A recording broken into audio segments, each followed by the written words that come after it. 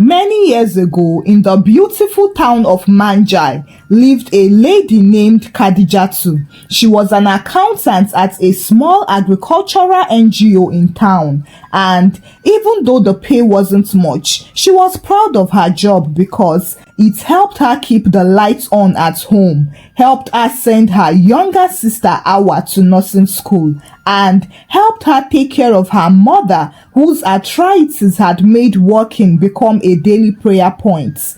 Kadijatu wasn't the flashy type. Her friends used to tell her, "You carry responsibility too much, as if you are a firstborn ordained from heaven." And she would just smile and say, "Somebody has to." She wore mostly long skirts and plain shirts, and her hair was always in a neat bun. She wasn't poor, but she lived like someone who respected money enough to value it. And her life was moving fine until the devil's last born walked in.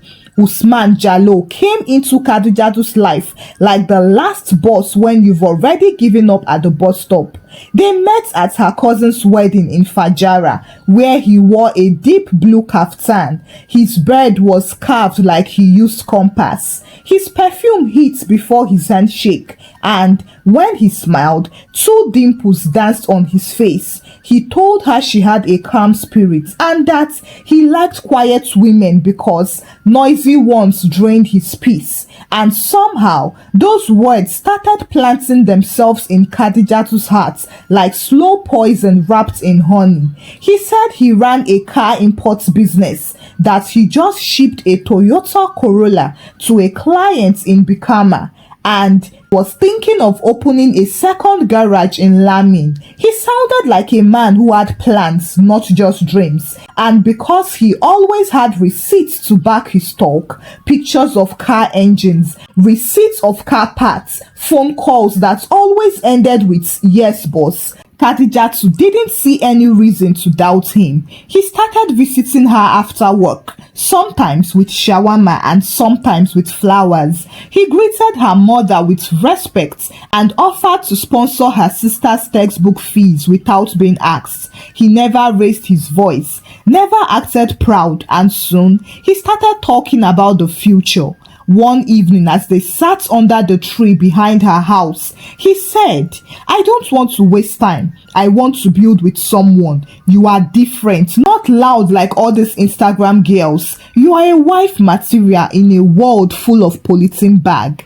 And Kadijatu, who had spent so many years carrying her family's weight on her back, started to believe that maybe, just maybe, this was the man who came to lighten her load.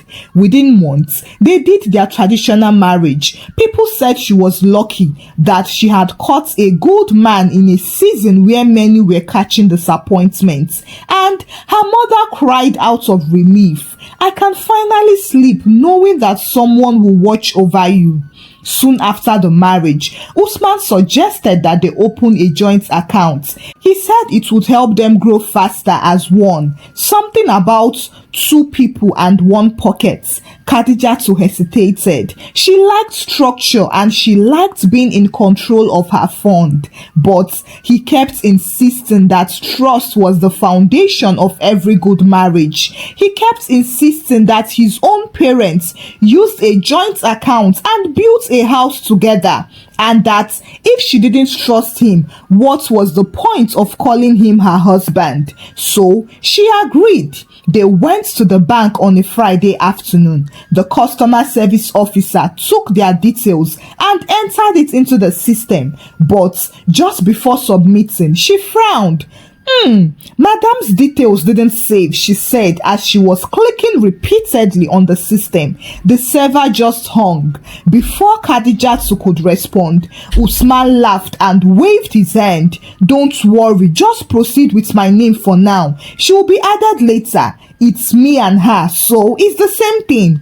And just like that, Kadijatu became a stranger to her own money. From the day they opened the so-called joint account, nothing was ever really joint again, including the pain and the lies, because the account was only in Usman's name, and Kadijatu, the same person who helped 3 departments balance their budgets at work, was not even a recognized signatory to her own sacrifices. But she tried not to complain. Every month, as soon as her salary entered her account, Usman would tell her to transfer everything to the joint account when she hadn't bought new underwear for months, even when her shoe was begging for retirement, even when her mother's painkillers had finished, and the pharmacist asked, "Madam, won't you refill it this week?" At first, it was fine because he used it to pay rent, buy groceries, and support his so-called business. But slowly, things started to change. The fridge was always empty. The generator was suddenly not necessary. And Usman began to leave the house early and return late smelling of beer. The car keys he used to keep on the TV shelf now stayed in his pocket 24/7. The ATM card for the joint account that was once on the table for anyone to use suddenly disappeared into his wallet. And now Kadijatu, who was once tidy and well put together, started going to work with rough hair. She couldn't afford to visit her hairdresser anymore because every time she wanted to touch her salary, he would say, "Is it not our money again? Why do you want to disturb our plans because of material things? I am fine with your hair like this. After all, I'm the one you want to impress." Her clothes began to fade. She stopped buying lotion. Her nails chipped and stayed chipped. One day, she walked into her office and her boss asked if everything was okay at home because she looked unwell and stressed. Kadijatu had to lie because how could she explain that she, an accountant, was now penniless in her own marriage? That every time she tried to keep even 500 naira for lunch, her husband would say she was hiding things, and that she once borrowed transport fare from her junior staff because Usman emptied the joint account and told her business is dry this month. She started trekking to work sometimes, pretending she was on a health journey. And even though the same lips that once called her peace of mind now only asked her, "What did you buy with our money?" she was patient because she believed that maybe he was just going through something, and because good wives endure, don't they? However, as time passed, the situation didn't get better. Instead, silence began to grow between them and stretched like rubber band. By now, Usman had become a man of coded messages. "Business is slow. There is a delay in the shipment. Someone borrowed money from me and hasn't returned it. Don't worry, I'm handling it." But Kadijatu wasn't seeing anything being handled. Instead, she saw more unpaid bills. The electricity bill expired and no one renewed it. The water lady started knocking on the door, shouting about being old, and the landlord's son had started sending warnings. Yet, every month, her salary still entered the account like a good child going to boarding school but never returning. And then the heartbreak came one morning. She woke up and noticed that her small makeup bag had fallen under the bed. She bent down to pick it, and that was when she saw a receipt, a long white folded slip. Out of curiosity, she opened it and froze. It was a receipt for a withdrawal of 350,000 naira made 2 weeks ago from the joint account. Her chest started to pain her. She hadn't even bought new sanitary pads in a while. She had been cutting old wrappers and folding them like bandages, convincing herself that this was what humble wives did. That night, she rushed to his wallet the moment he left for his so-called business meeting call, and she found more receipts: 200,000 naira, 120,000 naira, even a 95,000 naira POS receipt for Skylight Lounge in Kololi, a club. She sat on the floor holding her chest. So, this man who always claimed I'm investing for our future was out there spending her sweat in lounges. She didn't say anything that night. She cooked his food, served him gently, and smiled like a hostage. But when she slept, she used his fingerprints to unlock his phone and checked the bank app. There it was, 14,047 naira left in the account. Her eyes immediately became teary, not because of the low balance, but because that same week her mother's arthritis had gotten worse and she couldn't even afford to take her to the clinic. The next morning, Kadijatu stood by the door as he was putting on his wristwatch. Usman, I checked the account. He looked up and asked in an angry tone, why? She ignored the tone and continued, there is only 14,000 naira left and over 700,000 naira has been withdrawn in 2 weeks. I need to understand what is happening. He scoffed. I told you I am using the money for investments. What kind of investments?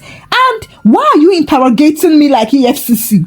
Usman, I am not fighting you, but I need to know. This is everything I earn. I haven't even bought myself anything in months. And so he snapped. I am your husband. I am not a thief. I am planning something big for us. She stepped back.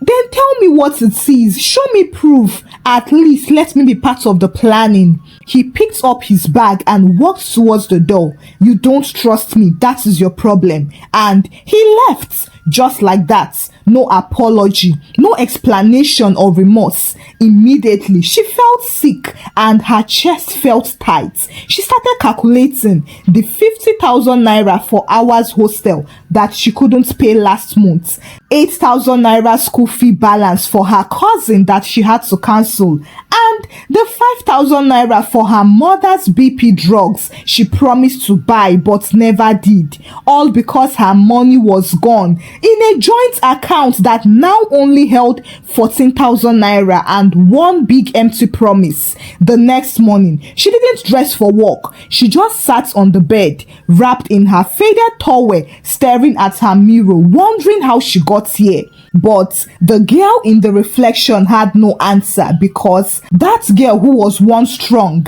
once independent, once confident with money, and once secure was now a woman watching her life collapse, while a man who claimed to love her was busy spending her kindness like loose change. And still, she stayed because what would people say? She had already posted wedding pictures with matching outfits, and it would be shameful to exit now. Moving on, Kadijatu no longer asked questions and no longer mentioned the account. She had learned to swallow her pain like medicine that refused to work. But what she didn't stop doing was watching. She was watching his movements and watching her life slowly dry up like sliced plantain forgotten in the sun. Every week, Usman grew worse, and his presence felt more like a visitor than a husband. When he came home, he barely said more than, "I'm tired."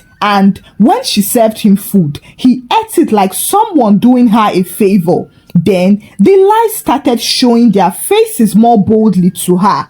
One Sunday afternoon, as Kadijatu was clearing the wardrobe, she found a small receipt stuffed in the pockets of Usman's shirt. 250,000 naira transferred to Ibrahim Cars and Parts. She didn't know any Ibrahim, neither did she see any new car. They hadn't bought anything except yam and onions last week. She took a photo of the receipt with her phone and returned it to the shirt. That evening, when she asked him how is business, Usman answered very slow, "I'm even thinking of going to Senegal for a small publicity." Her chest tightened, but she said nothing, because the more she asked, the more he turned her into a villain. He would yell at her, "You've started again. You think I'm spending our money recklessly? You are my wife, not my investor." But that was the problem. She had become his investor, just that there was no paperwork. One morning, she stood in front of the mirror trying to comb her hair, but it was too tangled. She hadn't visited her hairdresser in months. She had stopped fixing her nails. Even her cream had finished, and she started using Vaseline mixed with water just to keep her skin from looking completely dry. She wore the same 2 pairs of work trousers every week and prayed that no one would notice. One evening, when she got home from work, she found a strange woman's wig hanging behind the bathroom door. She froze. Usman, he was sitting on the bed pressing his phone lazily. Yes? Who owns this wig? He looked up casually. Oh, it's my cousin's. She came earlier to drop something. What cousin? Usman stood up and walked past her. Please don't start. You are always suspicious. That is why I don't even talk to you anymore.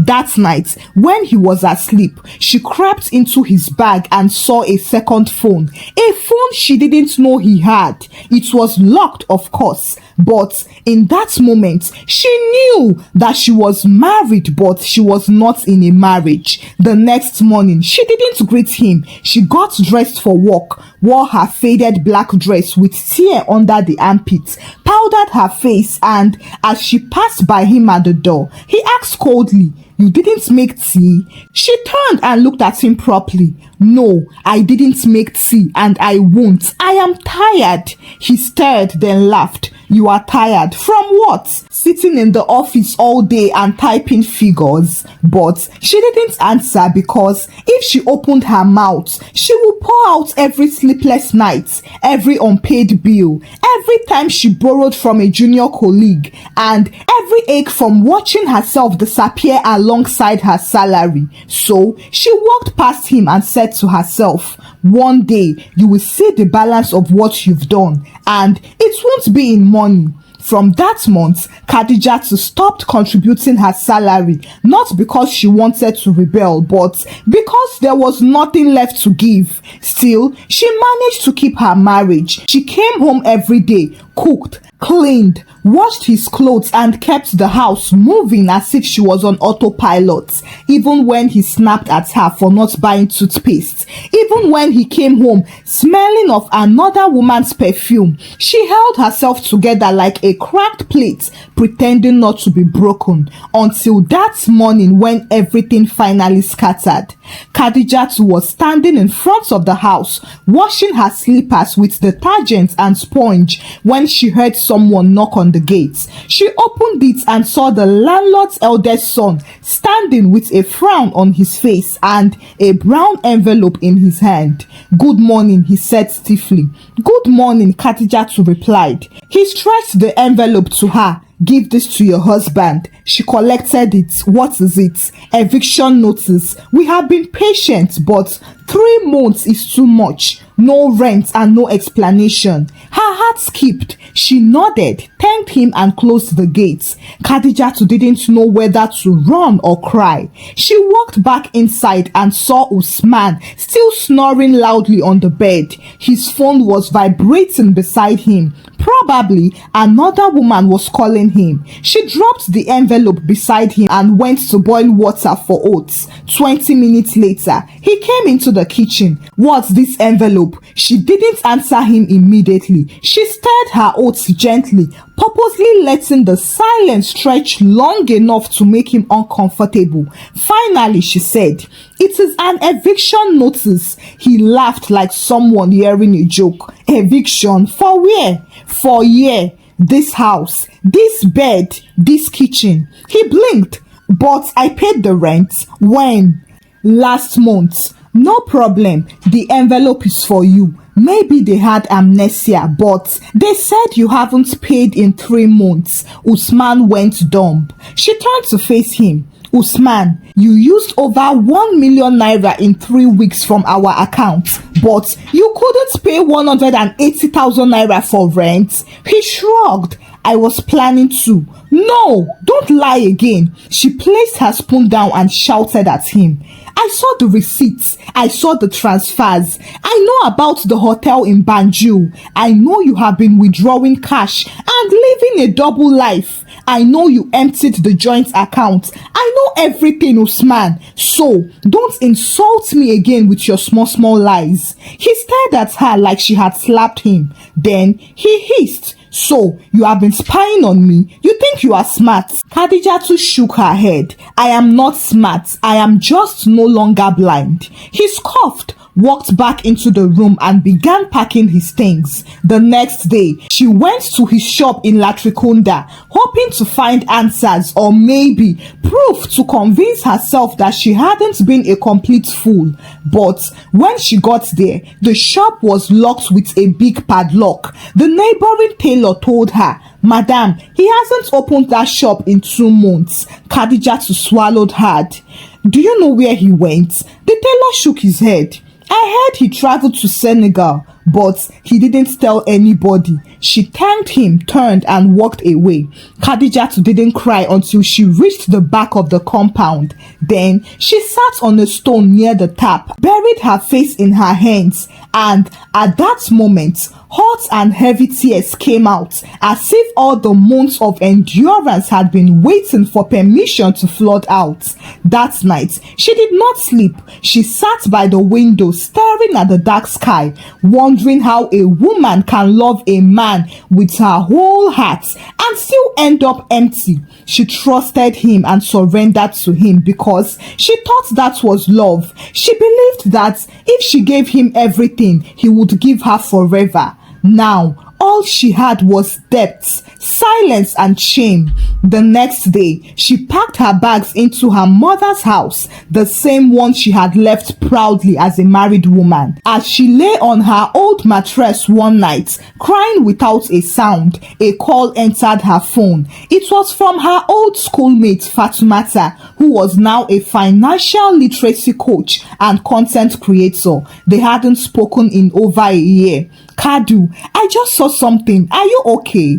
Kadijatu blinked. What did you see? Fatumata sent a screenshot. It was a photo from Facebook of Usman wearing a white traditional outfit, standing beside a light-skinned lady in high heels and cutting a cake. The caption said, "Congratulations to my darling cousin Aminata and her sweetheart Usman, wishing you both joy in your journey." Kadijatu sat up. Her hands trembled. She knew that woman, Aminata Saidi, the same woman who once worked at the bank in Bakwa, the one who smiled and said, "Madam's details didn't save. The server has an issue." The same woman who had told her, "Just leave it since you both trust each other."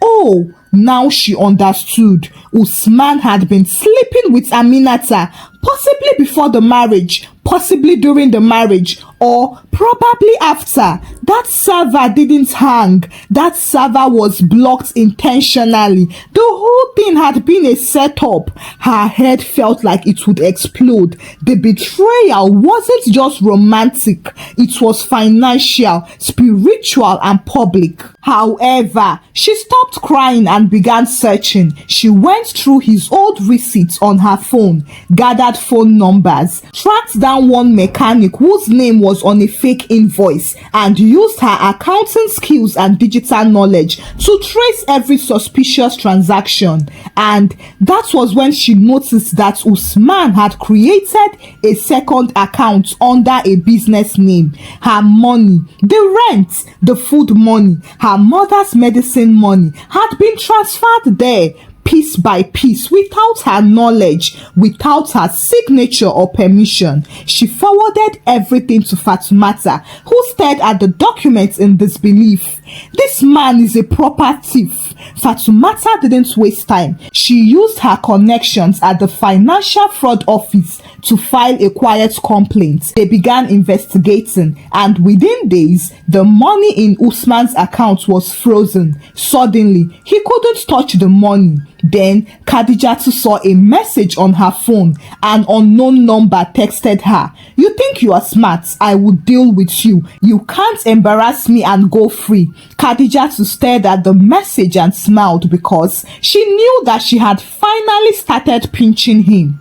Later that week, a woman who worked at a cyber cafe sent her a voice note anonymously. "I don't know you, but I have seen Usman before. He comes here to print things. One time, he was laughing with his friend and said, 'That woman is dull. She thinks we are building a future. Me, I am building a fence between us.'" And Kadijatu broke down again because love had made her blind and deaf to the red flags. Sadly, many other women were still in that trap or about to enter, but no more. The very next day, she launched a WhatsApp group called Account with Eyes for women who want to build without being used. Within 48 hours, 37 women had joined. And by the end of the week, over 100 members were in, all with different stories but the same headline. "He used and drained me. I didn't ask questions because I loved him." By now, the news that Kadijatu's marriage ended was all over, and people started gossiping. At first, it was the usual kind of gossip women get when they return to their father's compound after a failed marriage. But after a while, the gossip changed and became something more curious. "Did you hear? Kadijatu is doing a women's seminar next week at the youth center. She's the one that started that Account with Eyes group, right?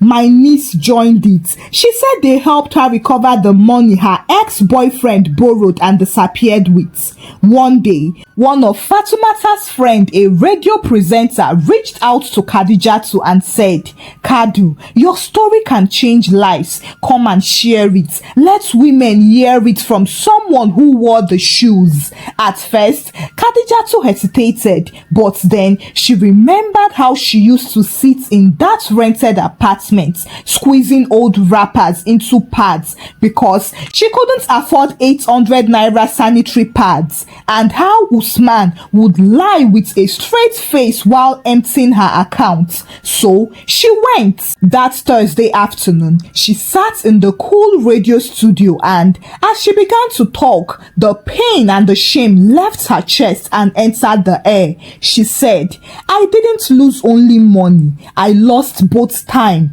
dignity and self-respect, but I've started recovering, and I want to help other women do the same. We are not stupid. We are not weak. We were just easy-loving people who trusted too early without terms and conditions." The radio phones began ringing in the studio before she even finished. Women cried on air and shared similar stories. Others asked, "Where can we find her? How can we join her group?" That same night, her WhatsApp group doubled in size. Then she opened a Facebook page and then a YouTube channel where she talked about financial abuse, signs of romantic fraud, and the danger of silent suffering. She once said, "Before you open a joint account, ask yourself, is the joint only in mouth or in action too? Love without access is a cage. Ask questions and protect yourself. Build, but build wisely." And people were listening and learning. Even banks started paying attention. One private bank in Serekunda invited her to give a short talk during their staff training. Another NGO asked her to host a workshop for young girls in vocational school.